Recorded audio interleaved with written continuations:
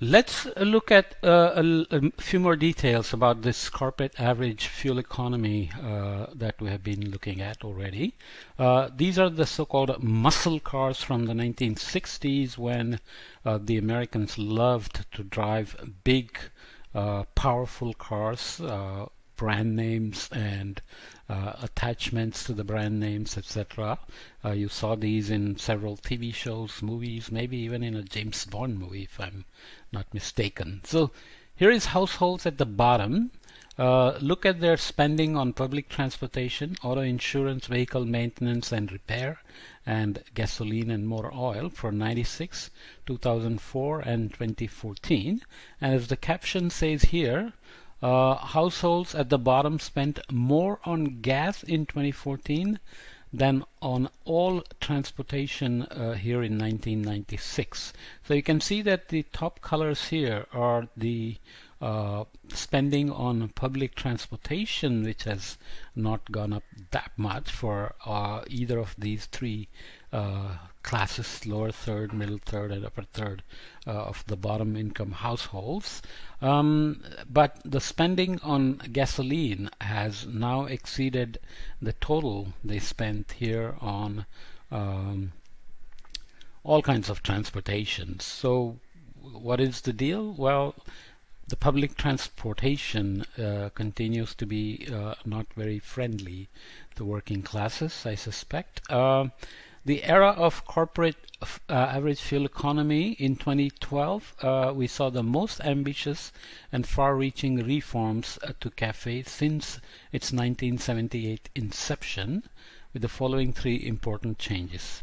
The target nearly doubled to 54.5 miles per gallon average across all private vehicles, and including some extra credits for electric vehicles by 2025.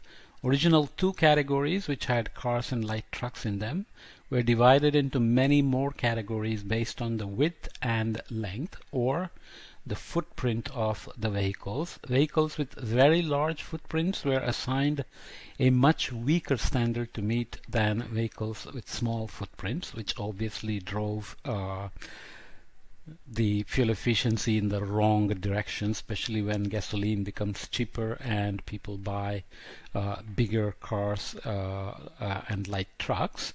And trading of the standards among manufacturers was allowed.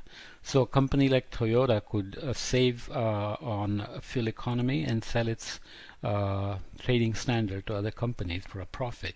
If a company chooses to exceed the standard, it can sell the credit to another company that can then fall below it. Okay, so if the economy was set at 27.5 and Toyota is at 30, Toyota can spend that room above 27.5 to GM or Chrysler or Ford, and they can fall below 27.5 using these CAFEs from Toyota. Okay, looking again at automotive fuel economy standards and manufacturers' CAFE levels, you can see going up to 2000. There is the domestic cars in this thick gray line. Imported cars have always remained above, sometimes way above, back in the 1970s. So US was generally driving huge big muscle cars, whereas Europeans and Japanese and others were driving and manufacturing, in fact, much more fuel economical cars. The car cafes is down here. Imported trucks are up here, lower than the imported cars, but they are still above the domestic trucks and light truck standards by the automotive fuel economy standards. So that gives the manufacturers plenty of room. And when the 2008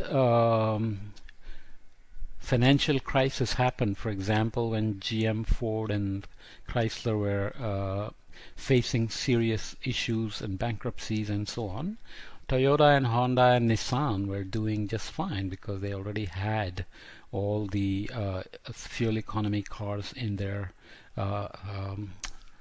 stock and in their manufacturing process, and they also had already the hybrids and so on. So adjusted fuel economy in miles per gallon here, again you can see going from the 1970s.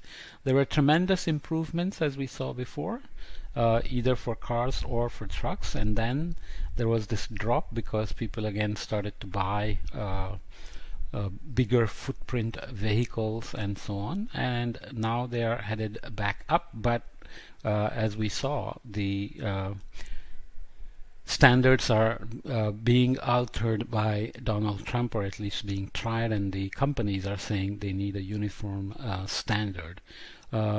This is the same thing but showing different details. So the light truck fuel economy was achieved here in the mid 1980s. Passenger fuel economy, passenger car fuel economy was achieved around the same time or a little bit later, and the CAFE standards for passenger cars had remained flat for a long time till the 2012 rehaul of the standards happened, and Obama targeted 35.5 miles per gallon in 2016, and the EISA, which is the this is the Energy Independence and Security Act, went here at 33.5 or so. So this is part of obviously a policy that is based on command and control. Command-based policy set by regulators tend to be affected by political actions as well.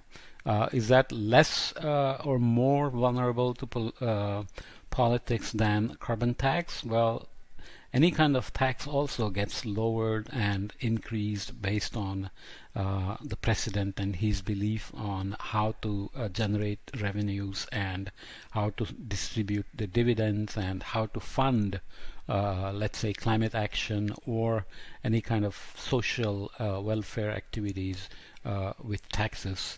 And there's always a debate about taxing the rich more and protecting the middle class and so on and so forth. So the carbon tax and command-based regulations like CAFE are also subject to these politics. So making them politics proof is a completely different bowl of wax, as they say. But as Biden gets ready to take over and makes big promises on climate action, and the economy is struggling, this is again going to become a big issue about whether a new carbon tax can be initiated at this point, or the CAFE can even be made more solid.